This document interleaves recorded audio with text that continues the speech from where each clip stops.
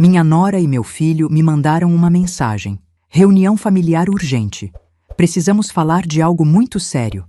Caímos em um golpe. Quando cheguei, havia um advogado, uma testemunha e os contratos já abertos sobre a mesa. Apenas assina a sogra, ela disse. Todos se aproximaram. Eu sorri, olhei para a porta e falei. Meu primeiro convidado acabou de chegar. Quando eles viram quem era, a mensagem chegou às 18h47 de uma terça-feira fria. Eu estava sentada na cozinha descascando batatas para um ensopado que aprendi com minha mãe, quando ouvi o som do celular vibrar sobre a mesa. Peguei-o sem pensar muito, e foi aí que vi as palavras que acenderam um gelo dentro do meu peito. Reunião familiar urgente. Precisamos falar de algo muito sério. Hoje, 19h30, na nossa casa. É importante. Não falte. Era do meu filho, André, mas eu sabia que aquelas palavras não eram dele. O tom era seco demais, direto demais. Sem um "oi, mãe", sem uma vírgula de afeto. Era a mão da minha nora, Patrícia. Patrícia sempre escreveu como quem dá ordens. Até os pontos finais dela pareciam empurrar a gente para frente, como se estivéssemos atrasados para cumprir um dever que jamais escolhemos. Olhei para o relógio da parede. Faltavam 40 minutos. Por um instante, pensei em ignorar. Meu instinto dizia para ignorar. Mas meu coração... o coração de mãe é burro, tolo, eternamente esperançoso. Peguei meu casaco antigo, aquele de lã grossa que guardo há 30 anos, e caminhei até o ponto de ônibus. O vento cortava minha pele, mas eu seguia firme, repetindo para mim mesma. Talvez seja algo sério mesmo. Talvez ele esteja precisando de mim. A esperança cega, a esperança que mata devagar. Quando desci do ônibus, vi a casa deles iluminada. Era uma casa grande, moderna, cheia de janelas de vidro. Ironia isso. Tanto vidro e tão pouca transparência entre nós. A porta estava entreaberta. Estranho, muito estranho. Mas entrei. Foi aí que senti meu estômago afundar. Em volta da mesa da sala estavam um advogado engravatado, uma mulher que eu nunca tinha visto na vida. Minha nora, Patrícia, e meu filho, André, sentado de cabeça baixa. Na mesa, 3 contratos abertos e um pendrive. Foi como entrar numa emboscada. Fiquei parada na porta, como quem testemunha a própria vida sendo negociada sem permissão. Patrícia abriu um sorriso. Não era um sorriso de boas-vindas. Era um sorriso de vitória antecipada. Que bom que a senhora veio, dona Helena, disse ela, cruzando as pernas devagar, exibindo uma confiança que me deu náusea. Sente-se. Vai ser rápido. Não me movi. O que está acontecendo? André não me olhou, nem uma vez sequer. O advogado pigarreou. Estamos aqui para formalizar a transferência da casa onde a senhora mora para o nome do seu filho. É só uma assinatura. Procedimento simples. Minha visão escureceu por um segundo. A casa onde eu morava, a casa que comprei com meu marido falecido, que pagamos em prestações suadas durante 28 anos, eu sabia, eu sentia. Aquilo não era uma reunião, era um golpe. Patrícia levantou-se e veio até mim com um olhar doce, falso como maquiagem borrada. Não complique, sogrinha. A senhora já está velha, não precisa de tanta responsabilidade assim. Vamos resolver isso logo, tá? Só assina. Ela empurrou uma caneta na minha direção. Minha mão tremia, mas não por medo, por indignação, por traição. André, minha voz saiu fraca. É isso que você quer? Ele finalmente olhou para mim. Os olhos dele tinham desaparecido anos atrás, e eu só percebi naquele instante. O menino que eu criei não estava ali. Mãe, é melhor assim, murmurou, sem convicção. É só assinar. Silêncio. Um silêncio que doeu mais do que qualquer palavra. A mulher desconhecida se aproximou. Eu estou aqui como testemunha, dona Helena, disse ela, cínica. Vai ser tudo feito dentro da lei. Dentro da lei? Tentaram me enterrar viva usando a palavra lei. Patrícia bateu a palma das mãos, irritada com minha hesitação. Vamos, gente. Ela só precisa assinar. Estamos atrasados. Apressada, com pressa. Pressa é sinal de medo. Pressa é sinal de culpa. Eu percebi isso na hora. E foi ali que algo se acendeu dentro de mim. Uma chama que achei que tinha morrido junto com meu marido, anos atrás. Mas não. Ela só estava dormindo. Eu sorri. Um sorriso que Patrícia não entendeu. Um sorriso que André nunca tinha visto em mim. Um sorriso que não pertencia à vítima que eles imaginavam. E então, virei meu rosto devagar, olhando para a porta atrás de mim, e disse: Meu primeiro convidado acabou de chegar. O silêncio que se seguiu cortou o ar. Patrícia franziu a testa. Primeiro convidado? Quem a senhora chamou? André arregalou os olhos, assustado. A porta rangeu. Alguém entrou. E quando eles viraram para ver quem era, o sangue sumiu do rosto deles. Patrícia ficou pálida. O advogado engoliu seco. A testemunha recuou 2 passos. E André simplesmente congelou. Porque quem entrou não era uma amiga, não era um vizinho, não era um parente distante. Era a pessoa que eles jamais imaginariam ver ali. Uma figura que mudaria tudo e que desmontaria o golpe em segundos. Mas para entender quem era essa pessoa e como tudo começou a desmoronar, precisamos voltar um pouco no tempo. Muito antes daquela noite. Muito antes daquela mensagem. Muito antes daquele golpe. Precisamos voltar ao início da minha dor e ao início da queda deles. A porta se abriu devagar e o som do piso rangendo sob passos firmes encheu a sala. Aquele som, tão simples, fez Patrícia dar um salto para trás. Ela sabia, no fundo, ela sabia, que alguma coisa havia escapado do controle perfeito que ela acreditava ter. O homem que entrou vestia um terno azul marinho, discreto, elegante.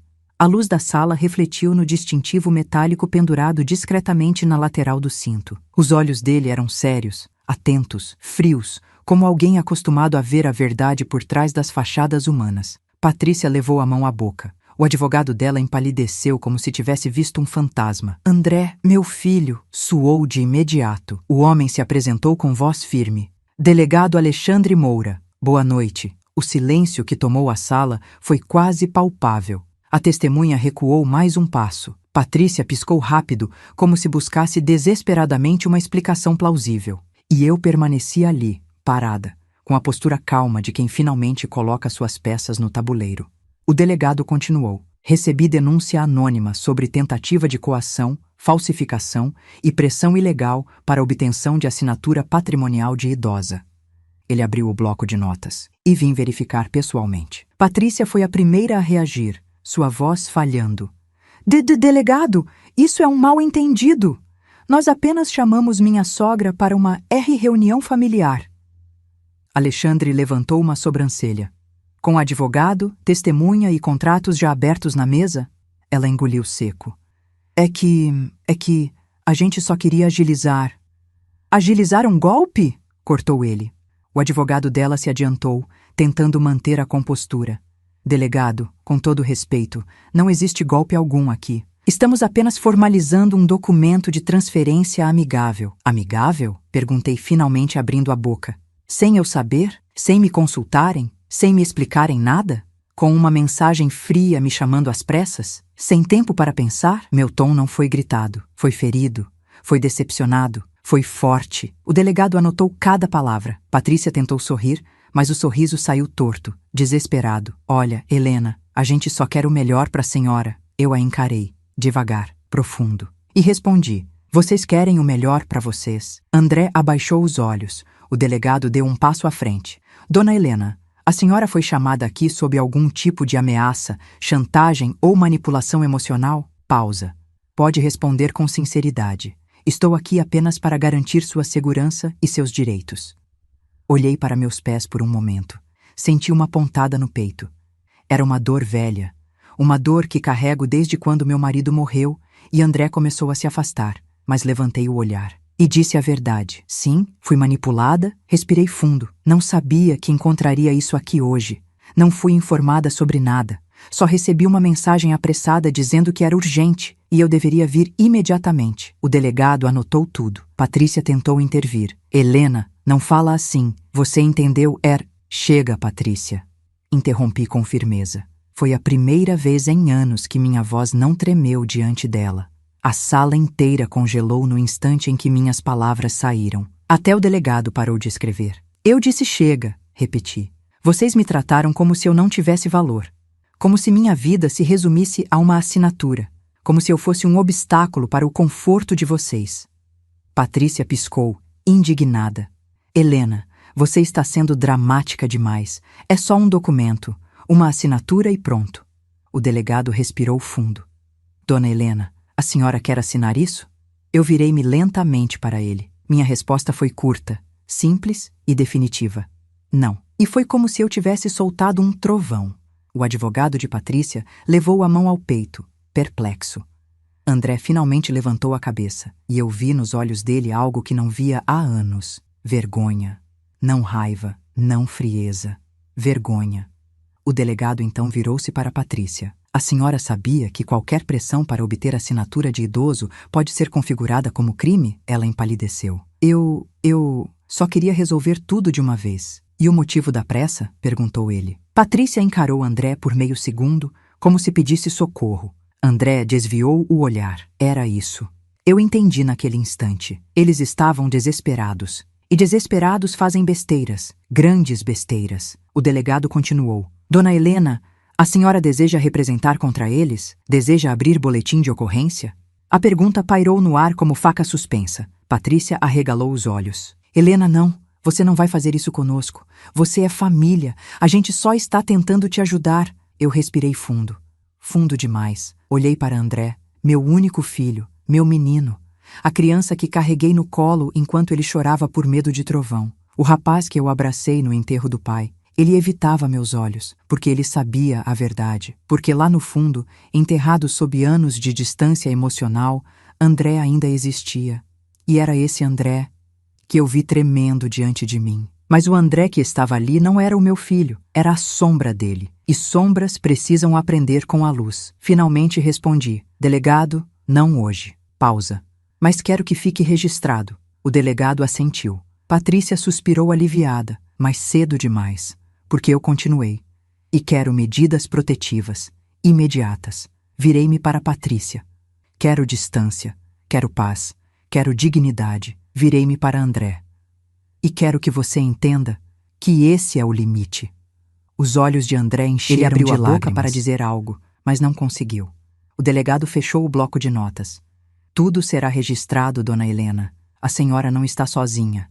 Olhei para ele e sorri. Eu sei, porque finalmente não estava mesmo.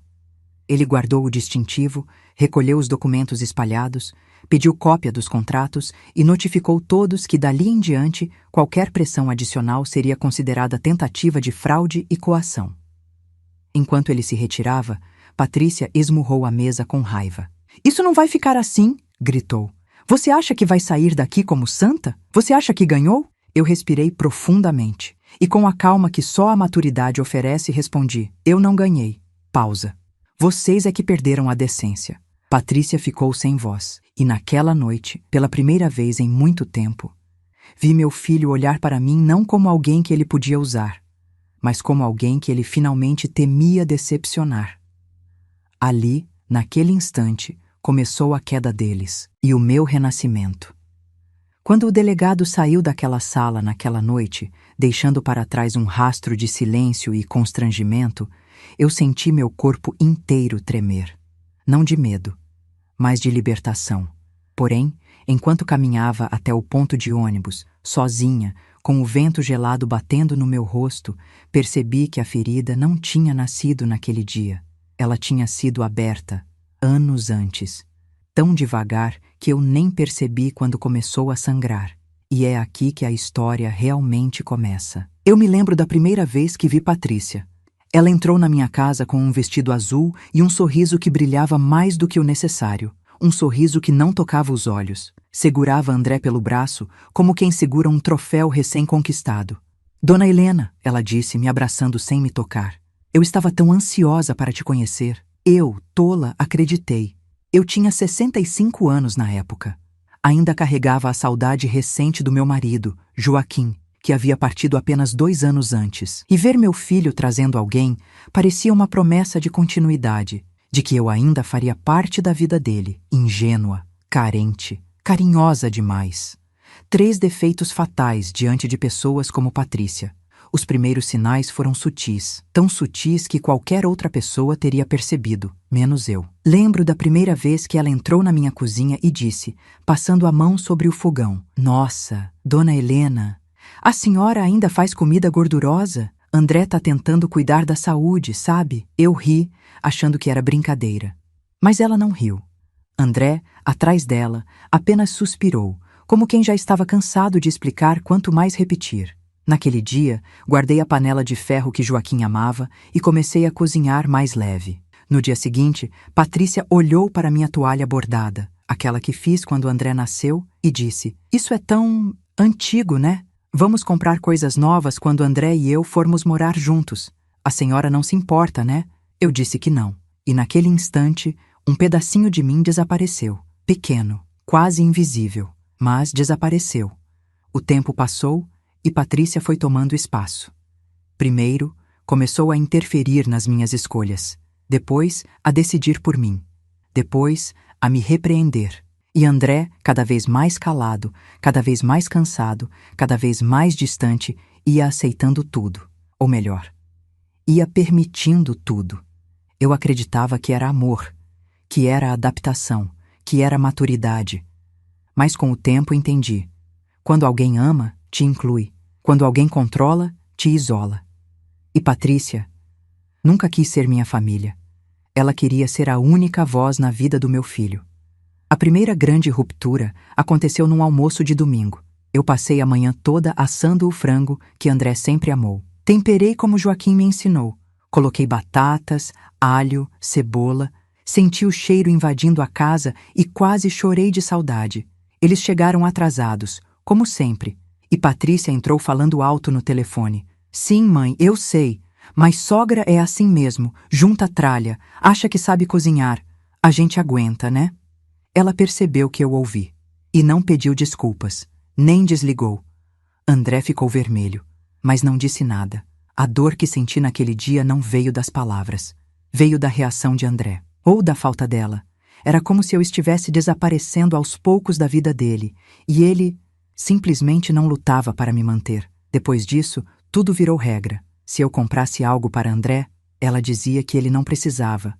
Se eu ligasse para saber se estavam bem, ela atendia e dizia que estavam ocupados. Se eu pedisse para vê-lo, ela inventava compromissos. Eu comecei a me sentir estrangeira na vida do meu próprio filho.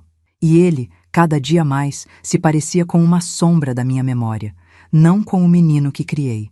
A humilhação mais dura veio no aniversário de André, 2 anos antes dessa história começar de fato. Eu cheguei com um bolo simples, o preferido dele, chocolate com cobertura de brigadeiro. Quando coloquei o bolo na mesa, Patrícia riu. "Ai, sogra, que coisa mais básica. A gente encomendou um mais profissional. Mas tudo bem, deixa aí no canto. Alguém pode querer. No canto. Meu bolo, meu carinho, minha tentativa." Fiquei calada, mas dentro de mim, alguma coisa rachou. A deterioração continuou, cada dia um pouco mais, cada gesto menos meu, cada afastamento mais cruel. Até que um dia, num almoço de família, Patrícia disse com todas as letras: "André, sua mãe devia aprender a ser mais moderna. Ela vive como se fosse 1950. Eu não consigo conviver com tanta limitação." Eu baixei os olhos e esperei. Esperei que meu filho me defendesse, mas ele apenas comeu em silêncio. E naquele dia, percebi. Meu silêncio era conveniência para eles. Meu amor era abusado. Minha existência era incômoda. Quando Joaquim morreu, deixou a casa no meu nome, e Patrícia soube disso antes mesmo de André ler o documento. Naquela época, ela me abraçou e disse: "A senhora não se preocupe, a gente vai cuidar da senhora." Mas não era cuidado, era cálculo, era antecipação, era interesse puro. Eu, cega pela dor do luto, não percebi. Mas hoje, olhando para trás, cada frase dela era uma peça de xadrez. E eu, velha, cansada, carente, era a peça mais fácil de derrubar. 6 meses depois, começou a pressão sutil. "Sogrinha, a senhora devia assinar uns papéis para deixar tudo organizado." "Sogrinha, e se acontecer algo com a senhora? Pense no André." "Sogrinha, essa casa é pesada para uma idosa." Idosa, eu, que ainda carregava sacolas de feira sozinha, que caminhava todos os dias, que cozinhava para 3. Mas para ela, eu era idosa quando convinha, e apenas quando convinha. O golpe daquela noite não tinha nascido na terça-feira. Ele nascido naquele almoço de domingo, naquele bolo ignorado, naquele desprezo constante. Patrícia não acordou um dia e decidiu me roubar. Ela me roubou em parcelas, pequenas, graduais, invisíveis. Primeiro minhas tradições, depois minhas rotinas, depois minha voz, depois meu filho. E por último, ela tentou roubar meu lar. Mas naquela noite, quando o delegado entrou pela porta, ela percebeu que esqueceu de roubar uma última coisa: minha inteligência. E isso seria a queda final dela. Por muito tempo, eu tentei me convencer de que nada estava acontecendo. Tentei acreditar que Patrícia só era uma mulher difícil, e não cruel, que André só estava distraído, e não cego. Mas a verdade era que minha família estava sendo reescrita diante dos meus olhos, e eu, sem perceber, estava sendo apagada da história. Aos poucos, meu espaço foi diminuindo. Primeiro, foi o quarto de André. Virou o escritório da Patrícia. Depois, a sala. Virou ambiente moderno, onde minhas fotografias eram consideradas visuais pesados. Um dia, cheguei na casa deles e notei que o porta-retratos com minha foto, tirada ao lado do meu marido, não estava mais lá. Ah, ela disse casualmente. Tirei porque destoava da decoração. Mas relaxa, guardei numa gaveta qualquer. Numa gaveta, meu casamento, minha história, meu amor. Numa gaveta. André, por sua vez, ficava cada dia mais calado. Quando eu perguntava se estava tudo bem, ele respondia: "Tá, mãe, tá tudo bem." Mas a voz dele denunciava. Ele parecia andar sempre com pressa, sempre cansado, sempre ausente de si mesmo. Às vezes, eu me perguntava se ele estava vivendo, ou apenas sobrevivendo ao lado daquela mulher. Mas eu nunca tive coragem de perguntar, porque tem perguntas que a gente teme ouvir a resposta. Com o tempo, minha presença começou a incomodar. Eu percebia nos olhos dela. Percebia no jeito como ela ajeitava o cabelo quando eu chegava. Como se minha existência bagunçasse algo dentro dela. Certa vez, fui visitá-los sem avisar, levando pão caseiro. Patrícia atendeu a porta com uma expressão que misturava surpresa e irritação. "Ah, oi, sogra. Não sabia que vinha hoje. Fiz pão fresco. Achei que vocês gostariam." Ela torceu levemente os lábios. "Pão? Ah, André e eu estamos evitando o carboidrato. Mas obrigada. Deixa na cozinha." Eu entrei. A cozinha estava cheia de embalagens de comida congelada, refrigerantes, chocolates, mas o pão era o problema. Coloquei a forma sobre a mesa e me virei. A cozinha estava vazia. Ela sequer me acompanhou. Eu estava deixando pedaços de carinho numa casa que já tinha me expulso. Os aniversários passaram a ser frios. Eu presenteava André com camisas, livros, perfumes. Ele agradecia, mas colocava na sacola de presentes como quem guarda objetos sem valor. Eu voltava para casa caminhando devagar, me perguntando: será que ele gosta de mim ou só me tolera? É duro admitir isso. Dói em lugares que não têm nome, mas a verdade precisa ser dita. Eu era tolerada, e nada mais. Um dia, Patrícia deixou escapar a frase que parecia um aviso. "Sogrinha, a senhora precisa pensar no futuro. Sabe como é, né? Quando a idade chega, tudo muda. Melhor já ir se organizando." Eu gelei. Organizando o quê? Ah, essas coisas de casa, bens, herança. Essas coisas chatas. André é seu único filho. Merece tudo certinho. Ela sorriu. Mas o sorriso dela era uma faca. André estava na sala, ouvindo, mas não interferiu. E foi ali, naquele instante, que senti minha alma tremer pela primeira vez. Porque eu entendi. Ela não queria uma família. Ela queria controle. Controle sobre André. Controle sobre a casa. Controle sobre a propriedade. Controle sobre mim. E André já tinha sido tomado. A pior parte aconteceu num domingo nublado. Eu estava almoçando na casa deles, ou melhor, tentando, quando Patrícia disse: "André, olha isso. Sua mãe ainda usa esse celular velho. Deve ter coisa aí que nem funciona mais." Ela se virou para mim. "A senhora devia trocar, ou melhor, devia deixar o número para a gente gerenciar. É mais seguro." Eu senti um arrepio. Gerenciar meu celular? Eu não respondi. Apenas sorri, educada, como sempre fiz. E André, de cabeça baixa, comendo devagar, sequer percebeu a violência daquela frase. Ou percebeu e fingiu não perceber. O que dói mais? Não sei. Mas tudo mudou de verdade num dia comum. Eu cheguei em casa cansada, com o corpo pesado pelas emoções acumuladas, e encontrei um envelope enfiado por baixo da porta. No início, pensei que era propaganda, Mas quando abri, meu mundo parou. Eram documentos, minhas contas, meu nome, meus dados pessoais, tudo impresso. E um bilhete. Só assinar, sogra. Deixe o resto com a gente. É para o seu bem. Eu tremi tanto que deixei o envelope cair no chão. Foi ali que percebi que o golpe não ia começar. Ele já tinha começado, e eu estava caminhando direto para a armadilha com os olhos fechados. No dia seguinte, recebi a mensagem da reunião urgente. E entendi. Patrícia não só estava preparada, ela estava confiante. Confiante de que eu cederia. Confiante de que André ficaria calado. Confiante de que eu era fraca, velha e fácil de manipular. Mas o que ela não sabia, o que ninguém sabia, é que naquela semana, antes da emboscada, algo dentro de mim despertou. Um instinto que eu não sabia que ainda existia. Um senso de proteção profundo. Uma dignidade adormecida por anos de silêncio. E foi esse instinto, essa força que renasceu, que me fez tomar uma decisão que mudaria tudo. Eu fiz uma ligação. Uma única ligação. Para alguém que Patrícia jamais imaginaria. Para alguém que sabia reconhecer abuso, pressão, para alguém que conhecia a lei melhor do que qualquer advogado dela.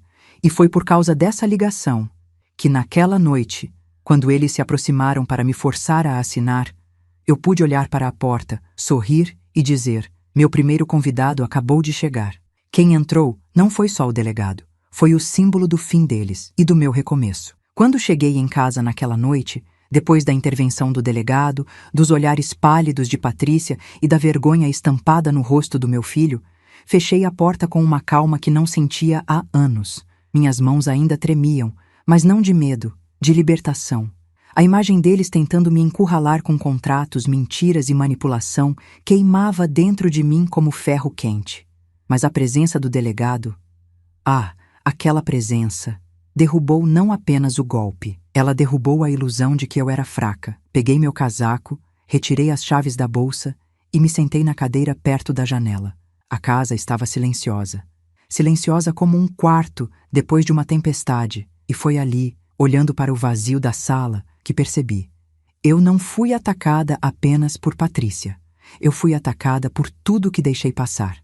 Por anos, ignorei microagressões. Por anos, silenciei insultos disfarçados.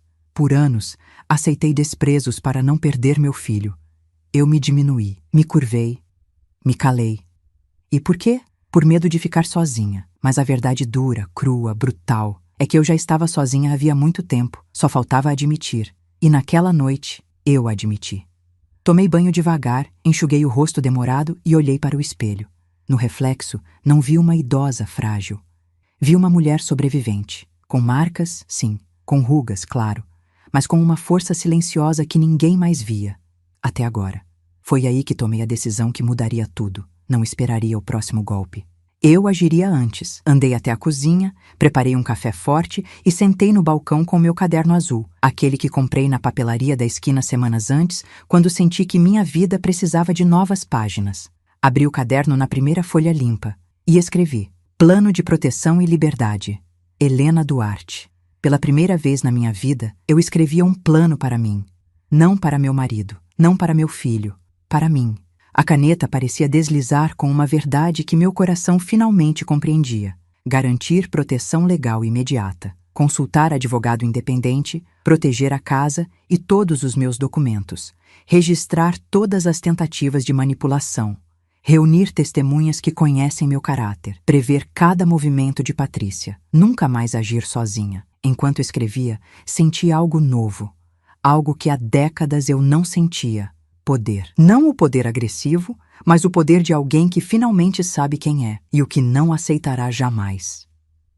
Na manhã seguinte, acordei com o telefone vibrando insistentemente. 22 chamadas perdidas. De André. 5 mensagens de voz. Uma mensagem escrita. Mãe, precisamos conversar.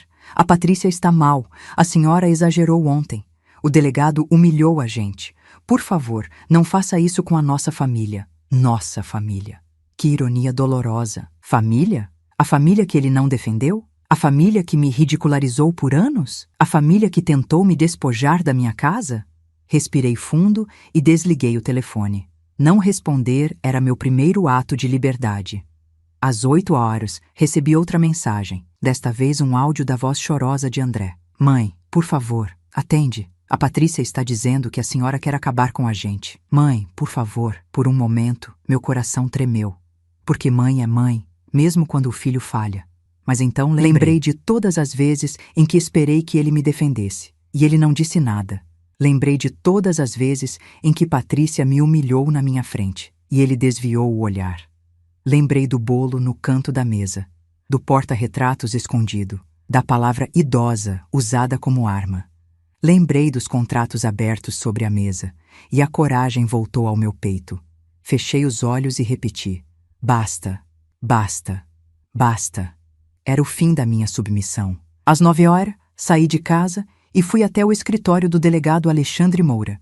Ele me recebeu com um sorriso respeitoso. Dona Helena? Delegado. Ele me ofereceu café. A senhora está bem? Sentei-me devagar. Não estou, mas estou melhor do que ontem e preciso da sua ajuda. Os olhos dele se estreitaram com interesse.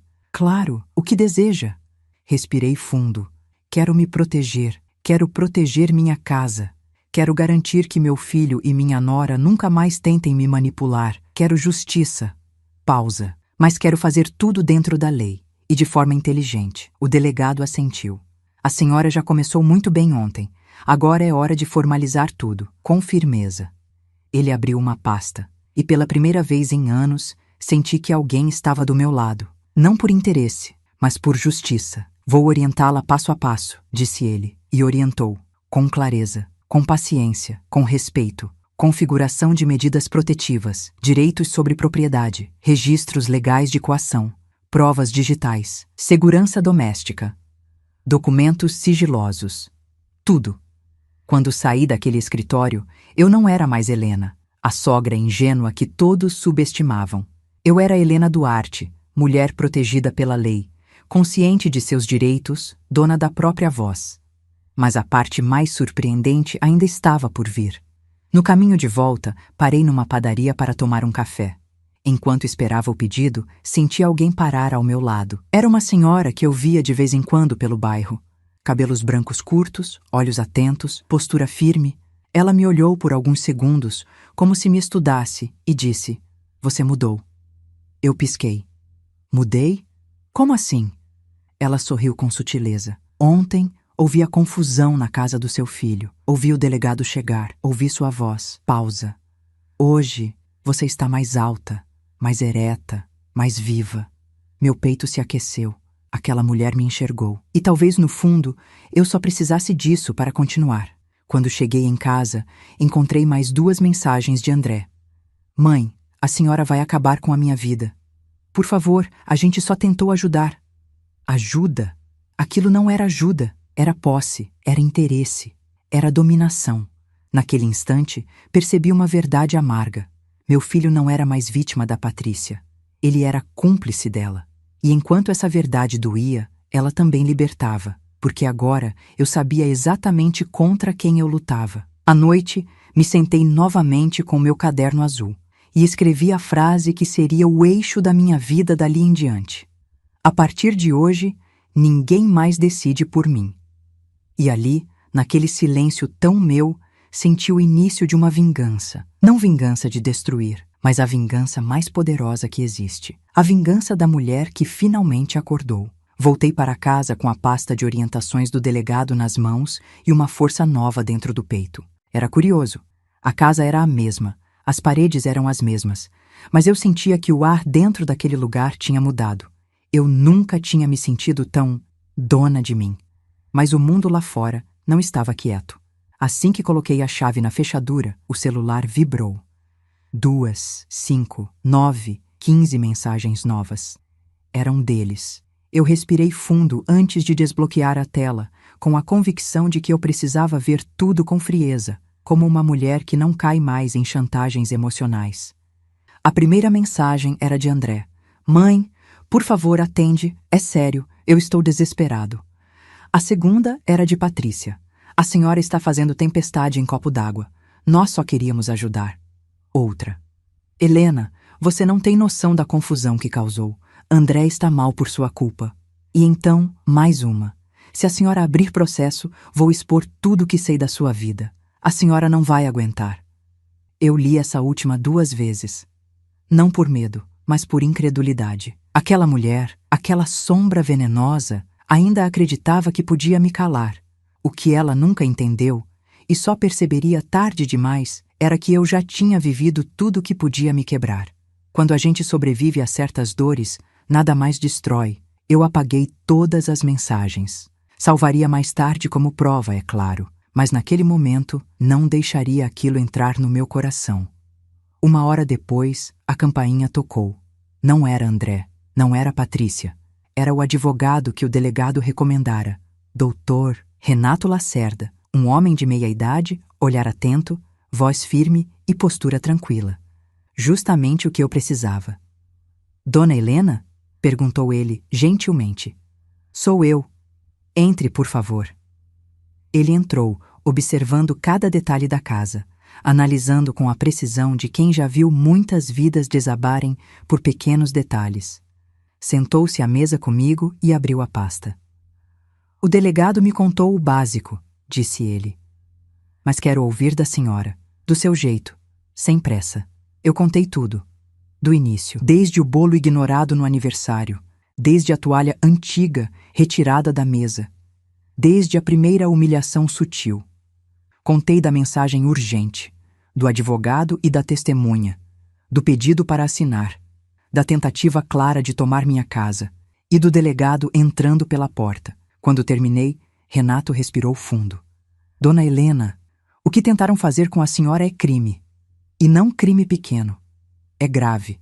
Eu engoli a seco. Sabia, mas ouvir de alguém da lei é diferente. É como se, pela primeira vez, o mundo finalmente acreditasse em mim. E o que acontece agora? Perguntei. Ele abriu um sorriso calmo. Agora, nós é que vamos agir. E então, começou a explicar tudo. Como proteger legalmente meus bens, como impedir André e Patrícia de me pressionar, como usar as mensagens contra eles, como registrar cada contato abusivo, como blindar minha casa contra futuras tentativas, como pedir proteção psicológica e jurídica, como preparar um dossiê com provas documentadas. Eu anotava tudo no meu caderno azul.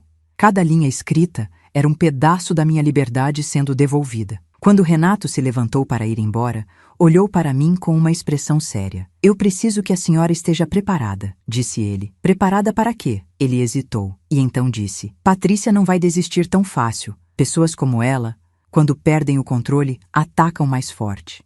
Eu senti um arrepio, mas permaneci firme. E eu também não vou desistir, respondi. Ele sorriu. Não por educação, mas por respeito. É isso que vai te salvar. No dia seguinte, às 7 da manhã, o telefone tocou. Eu reconheci o número. Era André. Dessa vez, atendi. O silêncio do outro lado durou 5 segundos. Longos, sufocantes. E então ouvi a voz dele, embargada. Mãe, o que está acontecendo com a senhora? Eu fechei os olhos. Aquela voz não era de um homem tentando proteger a mãe. Era a voz de um filho tentando salvar sua própria segurança e a de sua esposa. André, respondi firme. O que está acontecendo é simples. Eu acordei. A senhora está sendo manipulada, ele explodiu. Esse delegado, esse advogado, essas pessoas, eles querem o seu dinheiro, mãe. Patrícia e eu só queremos ajudar. Ajudar? Repeti. Forçando contratos? Me chamando para uma reunião falsa? Tentando me tirar a casa? Silêncio. Ele não tinha resposta. Então, mudou de estratégia. Mãe, por favor, eu tô implorando. A Patrícia não está dormindo, eu não estou comendo. A senhora precisa parar com isso. A senhora está destruindo nossa família. Família. A palavra caiu pesada dentro de mim. Respirei devagar. André, nossa família já estava destruída muito antes de eu pedir ajuda à lei. Pausa. Ela quebrou quando você parou de me enxergar. Ele soluçou. Soluçar dói. Soluçar de filho dói mais. Mas verdade é verdade. E eu continuei. A partir de agora, eu me protejo e você vai ter que aprender a viver com isso. Mãe, eu te amo, ele disse num sussurro. Fechei os olhos. Eu também te amo, André. Pausa. Mas amor sem respeito não serve para nada. E desliguei. Minhas mãos tremiam, meus olhos arderam. Mas dentro de mim havia paz. uma paz silenciosa, firme e profunda. A paz de quem finalmente entendeu que amor não anula dignidade. Mas enquanto eu respirava essa coragem nova, Patrícia estava preparando o próximo ataque. O mais baixo, o mais cruel, o mais desesperado. E quando ele viesse, eu precisaria estar pronta. E eu estaria, porque naquele dia eu deixei de ser apenas Helena. E me tornei Helena Duarte, a mulher que finalmente escolheu ficar ao lado de si mesma. O dia seguinte à conversa com André amanheceu silencioso demais. Era estranho, um silêncio que não traz paz, mas que avisa, que sussurra, que alerta, como se o mundo estivesse se preparando para me contar algo. E contou. Às 9h pouco da manhã, o interfone tocou. Dona Helena, disse a voz do porteiro. Tem alguém aqui embaixo querendo falar com a senhora. Uma mulher. Eu sabia quem era, antes mesmo de perguntar. É a Patrícia? Houve uma pausa curta demais para ser casual. É sim, Dona Helena. Meu estômago se revirou. Patrícia estava ali, no meu prédio, no meu espaço, na minha fronteira. E não tinha vindo para pedir desculpas. Eu respirei fundo, muito fundo, apoiando as mãos na mesa para firmar as pernas. Não deixe subir, respondi firme. Diga que estou ocupada. Mas a voz do porteiro voltou hesitante.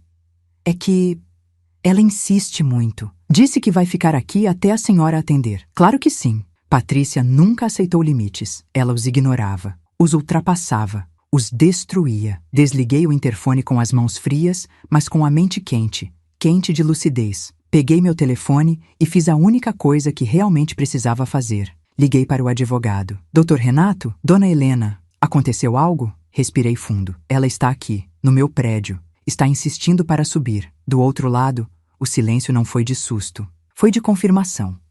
Eu avisei que isso aconteceria, ele disse. Pessoas como ela não aceitam perder controle. Pausa. Não abra a porta, não desça. Vou para aí imediatamente. E desligou. Meu coração batia alto, mas não como antes. Não com aquele ritmo descompassado de quem teme. Era um bater firme, constante. O bater de alguém que enfrenta. Patrícia tocou o interfone mais 2 vezes. O porteiro me avisou que ela estava falando alto, tentando transformar o saguão do prédio em palco. A senhora vai descer ou quer que eu continue aqui? Disse ela na última tentativa, com aquele tom de deboche mascarado de doçura. Eu ignorei. Sentei-me na poltrona, peguei meu caderno azul e tentei me concentrar nos meus próprios pensamentos. Mas então, às 9h32, ouvi algo que nunca imaginei ouvir. A voz da Patrícia, alterada, chorando. Helena, ela gritava do térreo. Por favor, me escuta, eu estou desesperada. Eu fechei os olhos, porque eu sabia, não era desespero verdadeiro, era estratégia, choro de manipulação, choro teatral, choro de quem percebe que a presa escapou, e quanto mais fraca a presa parece, mais forte o predador tenta rugir. 15 minutos depois, o interfone tocou novamente. Era o porteiro, aflito. Dona Helena, desculpe incomodar, mas ela está perturbando os outros moradores. Está chorando, dizendo que a senhora está doente, que precisa de ajuda, que não quer sair daqui até falar com a senhora. Aquela frase, dizendo que a senhora está doente, fez algo dentro de mim ferver. Patrícia não estava apenas me pressionando. Ela estava tentando me desacreditar, transformar-me em alguém incapaz, frágil, confusa, uma mulher que ninguém ouviria. Um alvo fácil, e naquele momento, meu medo virou raiva, raiva justa, raiva de quem foi silenciada por tempo demais. Às 9h50, ouvi o portão se abrir e passos firmes ecoando no saguão. O advogado chegou. Olhei pela janela, e lá estava ele. Doutor Renato caminhando até Patrícia, que estava sentada no banco da recepção, segurando o rosto, chorando como uma atriz em teste de elenco. Ele se aproximou devagar. Eu abri um pouco a janela para ouvir. Senhora Patrícia, bom dia, disse ele com voz neutra. Sou o advogado da dona Helena. Recebi aviso de que a senhora está perturbando o ambiente do prédio. Ela se levantou rapidamente, limpando as lágrimas, assumindo uma postura que tentava imitar fragilidade. Doutor, o senhor não entende. Helena está sendo manipulada por vocês. Ela apontou o dedo para o elevador. Ela está confusa, vulnerável, precisa de família, não de estranhos. Renato respirou fundo. Confusa? Perguntou ele sem elevar a voz. Vulnerável. Pausa. A senhora quer repetir isso na frente dela? Porque eu posso subir e chamar a dona Helena agora. Ela está extremamente lúcida e ciente de tudo. O rosto de Patrícia endureceu, porque ela sabia. Se eu descesse, sua mentira cairia, e ela precisava daquela mentira para sobreviver. Ela está com medo, disse Patrícia, tentando recuperar o papel. Ela sempre precisou de André. Sempre. Renato não sorriu. Renato não ironizou. Renato simplesmente usou a verdade como faca. Não foi isso que vimos ontem. O golpe entrou, e a máscara dela caiu de vez. Vocês acabaram com a minha vida! Gritou Patrícia, perdendo o controle. Aquela velha não sabe o que está fazendo. Eu só quero proteger a minha família. E foi aí que Renato se aproximou um passo. Um único passo. Sua família? Disse ele devagar, nítido, preciso. A senhora esqueceu uma parte importante. A dona Helena não é sua propriedade. As palavras ecoaram no saguão.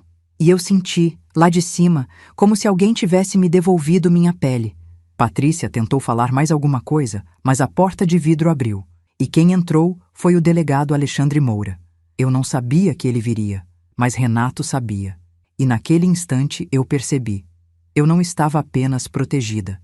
Eu estava amparada. Patrícia recuou um passo quando o viu, depois outro, como um animal acuado. Bom dia, disse o delegado, a voz firme como concreto. Viemos registrar uma ocorrência. A senhora está desrespeitando uma idosa, violando limites, causando tumulto e tentando induzir terceiros a acreditar que ela não está bem. Patrícia tentou argumentar. Delegado, eu só... Chega! Ele cortou. A mesma palavra que eu usei dias antes. Na boca dele, ganhou peso de lei. A senhora foi advertida verbalmente ontem. Hoje está cometendo perturbação e tentativa de intimidação. Pausa. Se não sair agora, será conduzida para depoimento, sem conversa. O rosto dela ficou cinza, não Cinza. branco. Cinza de medo, cinza de derrota, cinza de quem percebeu que perdeu a mão. E o jogo? Ela olhou ao redor, tentando buscar apoio dos moradores, mas todos a ignoravam. Sem opção, ela recolheu a bolsa, mordeu os lábios e saiu pela porta principal, quase tropeçando. Renato a acompanhou até o portão, garantindo que ela fosse embora. O delegado ficou mais alguns minutos, falando com o porteiro. Eu observava tudo pela janela. E quando ele levantou o rosto e me viu lá em cima, ele fez um gesto pequeno, quase imperceptível, um aceno respeitoso. E aquele aceno foi como se alguém dissesse: agora é você quem escreve sua história. Quando os dois foram embora, sentei-me na poltrona, exausta, mas aliviada. Só que o telefone vibrou. Uma mensagem, de André. Mãe, o que você fez com a minha esposa? Eu não respondi, porque naquele momento eu entendi. Eu não fiz nada com Patrícia. Ela fez com ela mesma, e com ele. E isso era só o começo da queda, e o começo da minha justiça. Quando li a mensagem do meu filho, o que você fez com a minha esposa? Senti uma pontada profunda no peito. Não era dor física, era dor moral. Era o tipo de dor que só existe quando o amor se mistura com injustiça. Por anos, eu tentei ser a ponte entre o mundo e meu filho. Agora, ele tentava colocar a culpa da ruína de sua vida sobre meus ombros. Mas eu não responderia. Não cairia mais em chantagens emocionais. Deixei o telefone virado para baixo, respirei fundo e repeti para mim mesma: não se trata mais dele, trata-se de mim. E pela primeira vez em décadas, eu acreditei nessas palavras. As horas seguintes foram estranhamente calmas, como se o universo estivesse recolhendo fôlego antes de jogar uma onda maior sobre mim. E ela veio. Às 15 horas, meu vizinho do segundo andar bateu na minha porta. Dona Helena, disse ele preocupado, desculpa incomodar, mas acho que a senhora devia ver uma coisa. Ele me entregou o celular dele. A tela mostrava uma postagem de Facebook. Meu coração congelou. Era a Patrícia. E ela escreveu: pessoal, peço orações. Minha sogra está perdendo o controle da própria vida. Foi manipulada por pessoas estranhas e se voltou contra nós. Ela está confusa, agressiva e vulnerável. Estamos lutando para ajudá-la. Quem conhece sabe do que falo. Havia mais. Muito mais. Uma sequência de comentários de conhecidos, parentes distantes, amigos de André, todos expressando pena, acusando velhice, demência, ingratidão. E a pior parte, uma foto minha, sentada no banco de um parque, com o olhar perdido.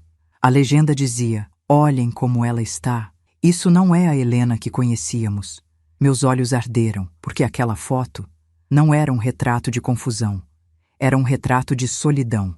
Uma solidão que eles mesmos tinham criado. Foi quando percebi. Patrícia tinha subido o nível do jogo. Agora, ela queria destruir minha reputação. Queria me transformar numa mulher incapaz. Queria preparar terreno para tentar me interditar. Era isso. Interdição. O golpe maior. A grande jogada. O ataque final. Ela não queria apenas minha casa. Ela queria meu nome, minha voz, minha vida. Eu respirei fundo, buscando dentro de mim algo que eu não sabia se ainda existia. Força. E ela veio. Não como explosão, mas como uma brasa quente que se recusa a apagar. Peguei o telefone e liguei para o Dr. Renato. Ele atendeu no primeiro toque. Dona Helena, boa tarde. Aconteceu algo? Minha voz saiu firme, apesar do tremor por dentro. Ela está tentando me destruir publicamente. Ele suspirou. Um suspiro que não era de surpresa, era de confirmação. Me envie as capturas de tela. Agora. Enviei tudo. Em segundos ele respondeu. Ela cometeu um erro grave. Isso já se enquadra em difamação, calúnia e abuso moral contra a idosa. Pausa. Isso vai acelerar o processo. Do jeito dela para baixo. Ele pediu que eu esperasse em casa. Fique tranquila, disse ele com voz firme. Hoje ainda tomaremos providências. Às 17, recebi ligação do delegado Alexandre Moura. Dona Helena, estou indo à casa do seu filho neste momento. Eu quase deixei o telefone cair. Indo? Agora? Sim, Patrícia ultrapassou o limite. Houve denúncia pública ofensiva e tentativa de criar narrativa de incapacidade. Isso é sério, gravíssimo. E agora posso agir com mais força. Meu coração disparou. O que vai acontecer? O que a lei permite? Respondeu ele, seco. Advertência formal, registro compulsório, retirada da postagem e possibilidade de instauração de ação criminal. Pausa. E talvez mais. Talvez mais. Essa frase ecoou dentro de mim como aviso e promessa. Sentei-me na poltrona, esperando, com as mãos frias e o peito aquecido pela certeza de que eu não estava mais sozinha. Às 18h25, meu telefone tocou. Era um áudio de voz do delegado. Meu coração bateu mais rápido. Apertei o botão. A voz dele estava séria. Dona Helena, estou finalizando o procedimento. Patrícia chorou, gritou, tentou negar tudo, tentou se fazer de vítima, mas tivemos que aplicar medida corretiva. Pausa. Ela foi obrigada a remover a postagem na nossa presença. Eu fechei os olhos e deixei o ar sair devagar. Ele continuou. E mais, ficou determinado que ela está proibida de fazer novas publicações sobre a senhora. Qualquer violação resultará em multa e abertura de processo criminal imediato. Silêncio. Meu coração, pela primeira vez em dias, desacelerou, mas o áudio não tinha acabado. E então veio a parte mais inesperada. Ah, e André? Pausa longa. André desabou. Literalmente. Chorou na minha frente. Disse que não sabia que Patrícia tinha ido tão longe. Disse que não imaginava a postagem. Disse que não queria prejudicá-la. Meu peito apertou, porque eu conhecia aquele choro. Era o choro de um homem dividido entre a esposa e a própria consciência. Ele pediu desculpas, continuou o delegado, e pediu para falar com a senhora. Mas eu disse que só será possível quando for conveniente para a senhora. Eu senti os olhos marejarem, não de tristeza, mas de reconhecimento. Meu filho, pela primeira vez, sentiu o peso do que estava fazendo. O delegado encerrou o áudio com uma frase simples. A senhora não está mais no escuro, dona Helena. Agora, eles é que estão. E eu desabei. Desabei num choro silencioso, profundo, cheio de tudo que eu engoli por anos. Um choro de alívio, de luto, de libertação, de renascimento. Naquela noite, quando me deitei, senti uma coisa que há muito tempo eu não sentia, segurança. Mas também senti outra coisa. A guerra ainda não tinha acabado. Patrícia ainda tinha armas, ainda tinha manipulação, ainda tinha André, parcialmente. Mas agora, eu tinha a lei, eu tinha aliados, eu tinha força e, finalmente, eu tinha a mim. A queda dela havia começado, e não pararia mais. Acordei no dia seguinte com um peso diferente no peito. Não era tristeza, não era medo, era pressentimento. Aquele tipo de sensação que mulheres maduras aprendem a respeitar, porque raramente está errada. O sol mal tinha tocado a janela quando o telefone tocou. Era o delegado Alexandre Moura. Atendi com a respiração presa. Dona Helena, preciso avisá-la antes de qualquer coisa. Pausa curta. Hoje vai ser um dia difícil. Meu coração apertou. O que aconteceu? Patrícia não aceitou a advertência, não aceitou a remoção da postagem, não aceitou a derrota. Outra pausa. Ela está preparando algo. Fechei os olhos. Claro que estava. Pessoas como ela não perdem. Elas tentam destruir o tabuleiro inteiro. O que exatamente? A voz do delegado ficou mais tensa. Recebemos denúncia de que ela pretende entrar com um pedido de interdição parcial da senhora, alegando incapacidade emocional. Um silêncio gelado tomou conta do meu corpo. Interdição. A pior arma que alguém pode usar contra uma mulher idosa. É tirar sua voz, sua autonomia, seu direito de existir. Mas é mentira, sussurrei. Eu sei. E isso é crime. Eu sei também. A voz dele ficou firme, quase protetora. Dona Helena, respire. Pausa. Ela está desesperada. E pessoas desesperadas sempre cometem erros fatais. Abri os olhos devagar. E qual vai ser o dela? O delegado respirou fundo. Todos os movimentos dela estão sendo acompanhados. A senhora não está desamparada. Pausa. E Patrícia está cavando a própria ruína. Quando desliguei o telefone, minhas mãos estavam frias. Fiz café para tentar me acalmar, mas mal consegui beber. Sentei-me na mesa com meu caderno azul e escrevi. Ela quer me interditar. Eu não vou permitir. Está na hora da virada. Eu não sabia exatamente como a virada aconteceria, mas sabia de uma coisa. Eu não seria mais vítima da história. E o destino queria me provar isso naquela mesma manhã. Às 11h, o telefone tocou de novo. Dessa vez, o nome que apareceu na tela fez meu coração parar por um segundo. André. Eu poderia ignorar, poderia desligar, poderia bloquear, mas atendi. Porque, apesar de tudo, ainda havia um fio entre nós. Um fio desgastado, machucado, mas existia. Mãe, a voz dele tremia. Eu preciso falar com você. Fale, André. Silêncio. Um silêncio carregado de culpa, peso e medo. A Patrícia está dizendo coisas. Ele respirou fundo, como quem tenta segurar lágrimas. Ela disse que a senhora está desequilibrada. Disse que quer te proteger. Disse que você não está bem da cabeça. Meu peito queimou. E você acredita nisso? Perguntei sem elevar o tom. Outro silêncio, mais longo, mais doloroso. Eu não sei o que acreditar, ele finalmente disse, com voz de menino perdido.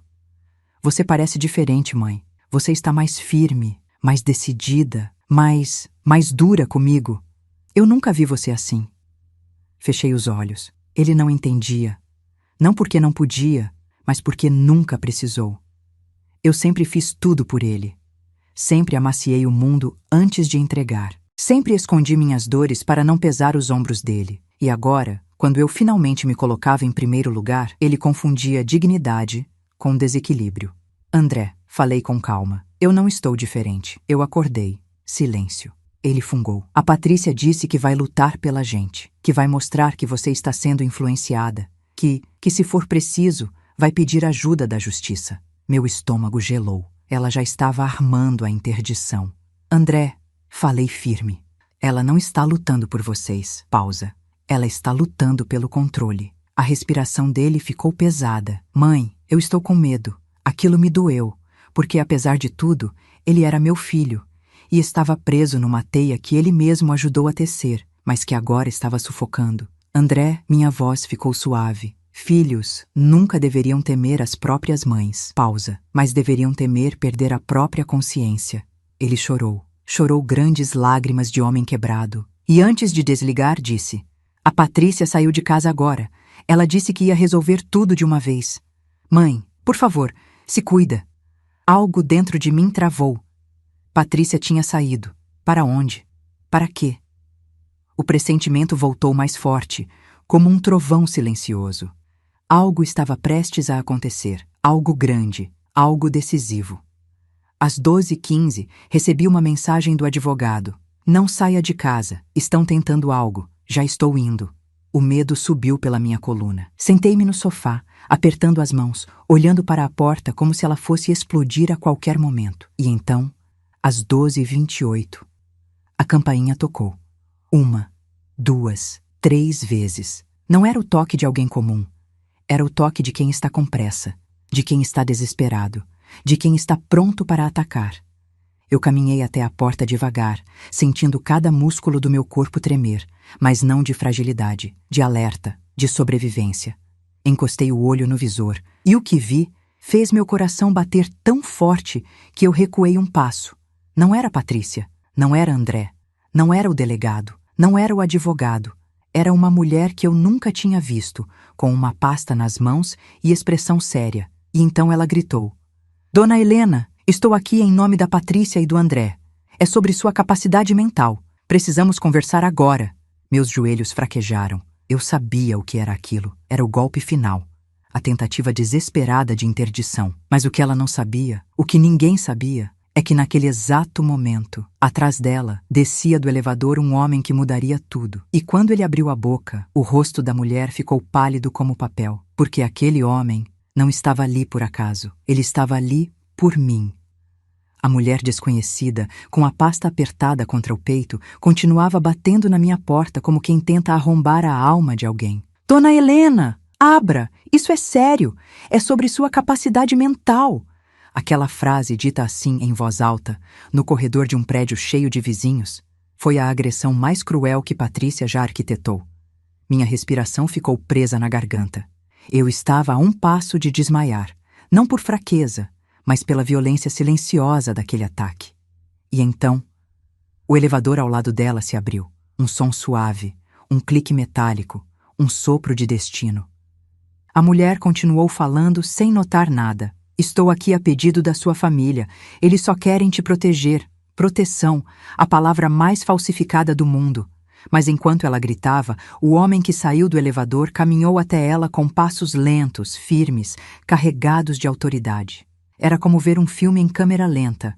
Ele se aproximou, parou atrás dela e disse com a voz mais calma, e ao mesmo tempo mais destrutiva, que eu já ouvi: A senhora não vai conversar com ninguém, porque eu sou o perito judicial responsável por avaliar a dona Helena, e eu não fui chamado, fui convocado, por mim mesmo. A mulher virou-se tão rápido que quase derrubou a própria pasta. Perito?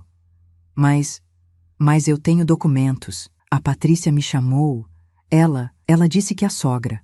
Ele ergueu a mão, pedindo silêncio, e naquela hora, até o ar pareceu parar. Patrícia não tem autoridade para solicitar avaliação alguma sem processo aberto, disse ele com precisão cirúrgica. E o que ela tentou fazer é crime. O rosto da mulher empalideceu completamente. Ela finalmente entendeu a gravidade da situação. Mas eu só vim cumprir uma tarefa. A senhora veio cumprir um golpe, respondeu o perito sem alterar o tom.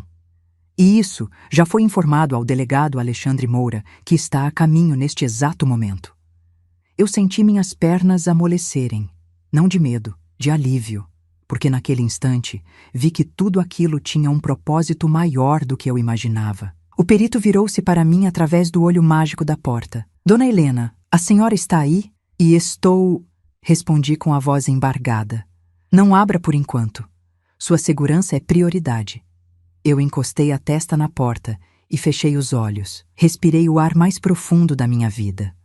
A mulher, desesperada, tentou argumentar. Mas eu tenho aqui a solicitação assinada. Eu tenho a autorização do filho. Ele disse que ela estava confusa, que o perito a encarou com uma frieza que congelou o corredor. Assinatura de familiar, sem laudo, sem protocolo, sem pedido aberto no Ministério Público. Vale tanto quanto um papel em branco. Pausa. A senhora está participando de uma tentativa de fraude contra uma idosa lúcida. A palavra lúcida caiu como um martelo no chão. Eu senti meu coração inflar dentro do peito. Ela tentou de novo. Mas eles disseram que ela não lembra das coisas, que ela anda confusa, que ela precisa ser protegida deles mesmos. Aquilo doeu, mas não como antes. Não como um ataque. Doía como constatação. Meu próprio filho estava tão perdido que começou a usar as armas da esposa contra mim. O perito respirou fundo. Vou repetir pela última vez. Saia deste prédio. Pausa. Ou a senhora responderá criminalmente. A mulher começou a tremer. Guardou os papéis rapidamente, derrubando metade deles no chão, e fugiu pelo corredor. E justo quando ela virou a esquina, o elevador abriu novamente, e de dentro saiu o delegado Alexandre Moura. Ele caminhou até a minha porta, olhou o perito e depois olhou para onde a mulher tinha fugido. Foi ela? Perguntou o delegado. Foi, respondeu o perito. Tentativa de interdição fraudulenta. Pausa. Patrícia passou dos limites. O delegado assentiu. Preparei tudo. Vamos registrar como tentativa de coação, difamação agravada e manipulação para obtenção de incapacidade. Pausa. Hoje, ela cai. Meu coração bateu forte, mas pela primeira vez bateu com força de quem sabe que merece justiça. O perito olhou para o delegado. E o filho? Está vindo, respondeu o delegado. Mandou mensagem dizendo que precisava falar com a mãe. Pausa. E pelo tom, acho que a verdade finalmente chegou até ele. Meus olhos se encheram de lágrimas. Não porque eu queria ver André sofrer, mas porque, finalmente, ele veria quem Patrícia realmente era. E ver a verdade, às vezes, dói mais do que qualquer golpe físico. Minutos depois, ouvi passos correndo pelo corredor. Passos tensos, nervosos, desesperados. André apareceu diante da porta, e pelo olho mágico, vi algo que nunca imaginei ver na vida. Meu filho chorando como uma criança, com o rosto vermelho, os olhos inchados, a respiração quebrada. Mãe, mãe, abre a porta, por favor, pelo amor de Deus. Eu olhei para o delegado. Ele fez um gesto afirmativo. Respirei fundo e abri.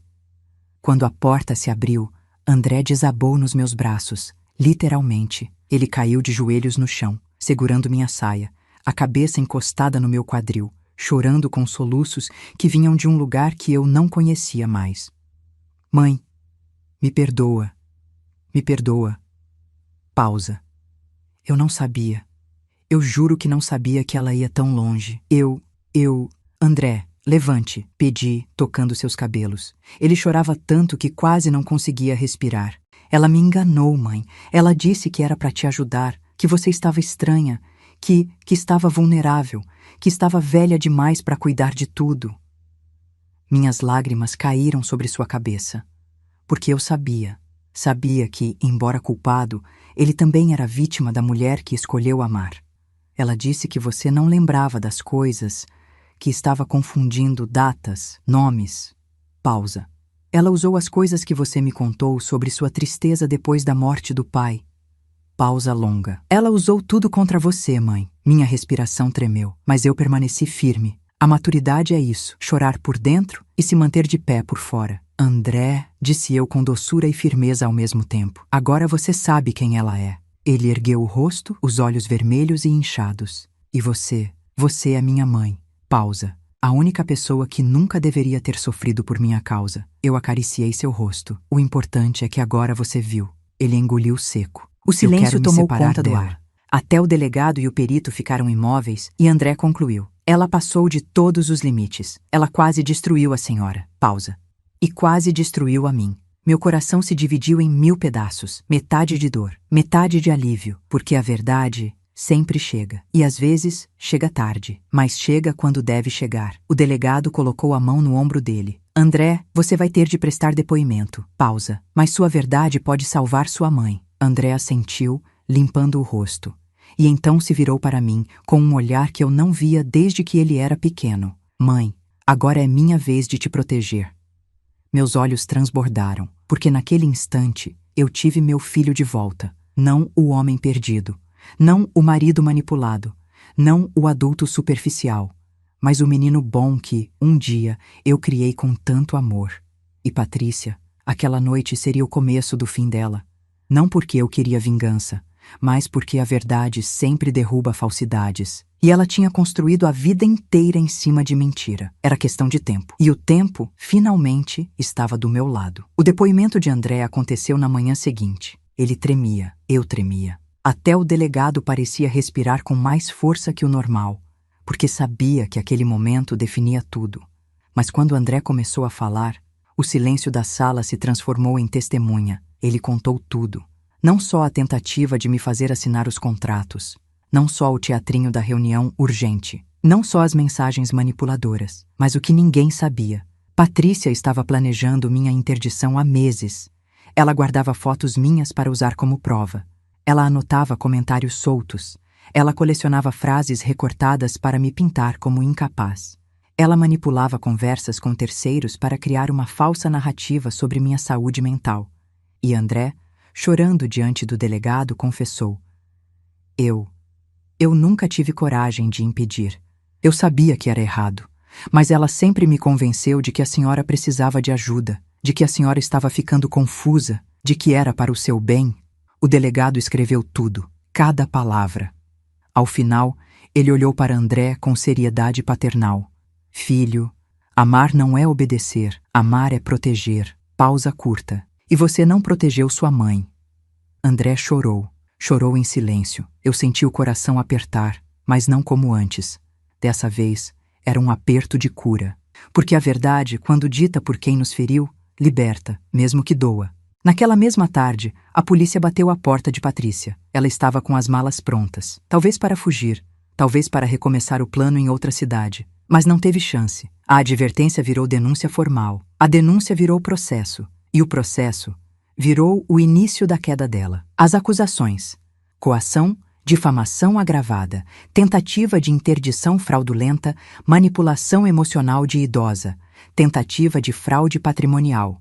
Ela tentou gritar, tentou mentir, tentou culpar André, tentou culpar a mãe, tentou culpar a mim. Mas quando não restam inimigos externos, só sobra o espelho. E o espelho dela nunca foi generoso. Os dias que se seguiram foram estranhamente tranquilos. André foi morar temporariamente na casa da irmã. Me ligava todos os dias, às vezes só para perguntar se eu tinha comido. Às vezes só para ouvir minha voz. Ele pedia perdão sem cessar. Mãe, a senhora consegue me perdoar? Eu respondia sempre da mesma forma. Perdão é caminho, André. Pausa. Mas confiança é construção. E ele entendia. Às vezes engolia seco. Às vezes chorava. Mas entendia. Ele tinha perdido muitas coisas, mas tinha reencontrado a si mesmo. E isso não tem preço. Patrícia, por outro lado, perdeu tudo.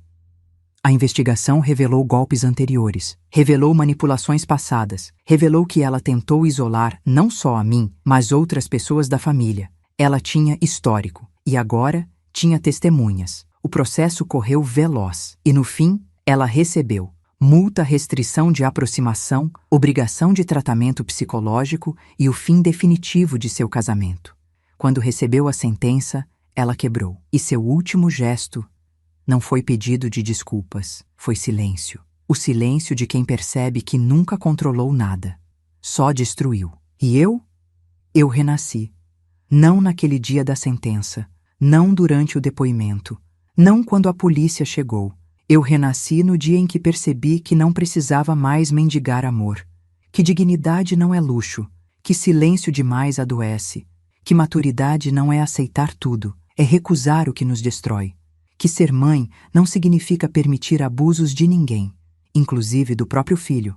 Meses depois, o delegado Alexandre e o advogado Renato vieram me visitar. Tomamos café juntos na minha varanda. A senhora foi corajosa, disse o delegado, mexendo o açúcar devagar. Muitas mulheres não conseguem denunciar a própria família. Não é falta de coragem, respondi. É excesso de amor. Ele assentiu. Renato sorriu. E agora, dona Helena, o que vai fazer? Olhei para o jardim silencioso, para o sol batendo nas folhas, para o vento brincando com a cortina.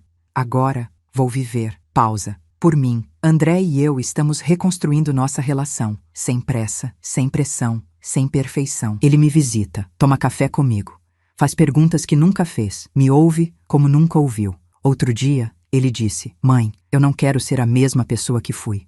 Eu coloquei a mão sobre a dele. Então não seja. Simples assim. E antes de encerrar, deixo a lição que a vida me ensinou. Tarde demais para evitar a dor, mas cedo o bastante para impedir que ela me destrua. Nunca silencie sua própria voz para caber no amor de alguém. Quem te ama de verdade te expande. Quem quer te controlar te encolhe. Eu passei anos encolhida. Hoje, ocupo meu lugar, inteira, firme, digna e em paz. Se você ficou comigo até aqui, do fundo do meu coração, muito obrigada. Obrigada por ouvir minha história. Obrigada por sentir junto comigo. Obrigada por caminhar até o fim. Se quiser apoiar nosso trabalho e nos ajudar a continuar contando histórias fortes, emocionantes e transformadoras como esta, se inscreva no canal. Sua inscrição faz toda a diferença para que mais pessoas recebam essas narrativas de coragem, maturidade e renascimento. Com carinho, Helena Duarte, 72 anos, e todas as mulheres que renascem quando o mundo tenta apagá-las.